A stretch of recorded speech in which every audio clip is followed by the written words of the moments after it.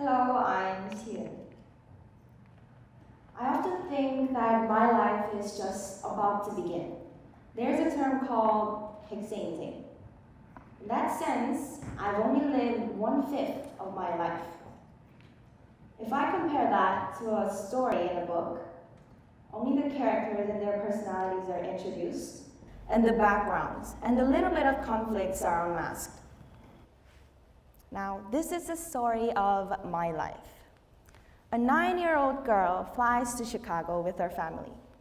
She goes to a school where there are very few Korean students. She's new there, and she cannot speak English. In fact, she didn't even know which alphabet came after the letter C. Anyway, the day of Halloween came. She has never worn a costume because she never celebrated Halloween as a big festival. So the first Halloween is a very strange and a new experience to her. Houses are decorated with spiders and webs, skeletons hanging at the front porch, and jack-o'-lanterns in people's yards. Her best friend, who has spent her whole life celebrating Halloween as a big and fun festival, takes this girl to trick-or-treating.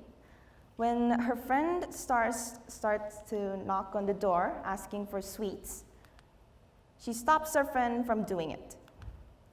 She's very confused since this attitude of her friend is considered seriously rude, but no one, even her friend's mom, did not seem to care and keep asking for sweets.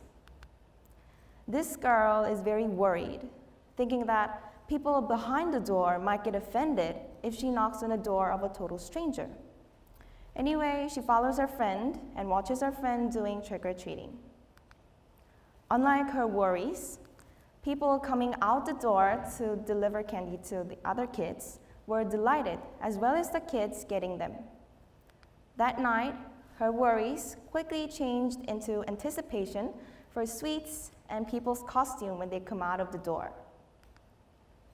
She was not even afraid of asking for treats to a stranger, which she was not accustomed to before. Thinking from this point, I think from that point she gained a big courage for her American school life. She started conversation with other friends, which she would have done before. She also began to understand jokes and understand almost everything her friends said. Her English level went here to all the way up to there. At first, she was very shy and did not get along with other friends.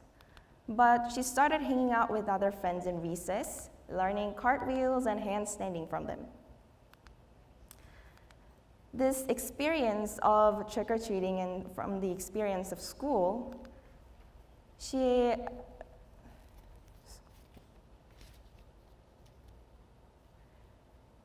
it helped her to figure out the hardship she had due to her lack of English proficiency.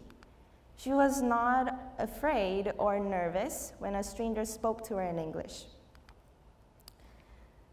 These small challenges in our daily life made her stronger and familiar to unfamiliar things, which contributed to her ability to cope with the difficulties that challenged her. And also, she began thinking, it is what it is, which helped her to face her fears and quickly think of ways to handle the problem.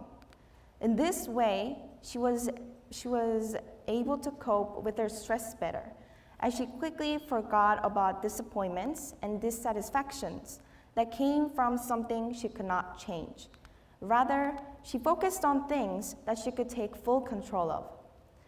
This change in her attitude, in turn, made her life much better.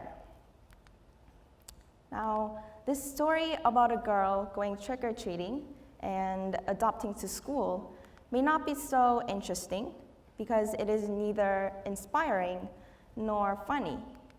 However, it is too hasty to judge that this novel is not good or boring when you had just finished the beginning of the story.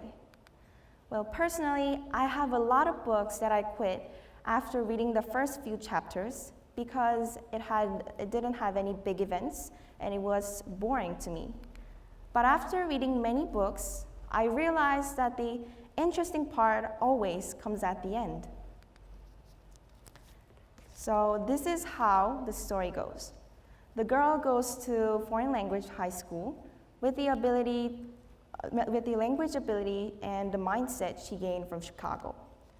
After that, she goes to college and majors in international studies, which she learned about how the international society works, international laws, etc. While taking the course, she seriously thinks about what she really wants to do in her life. She had always wanted to run her own business, so she decided to travel around the world to gain some new experiences from different parts of the world and gain some new ideas for her business.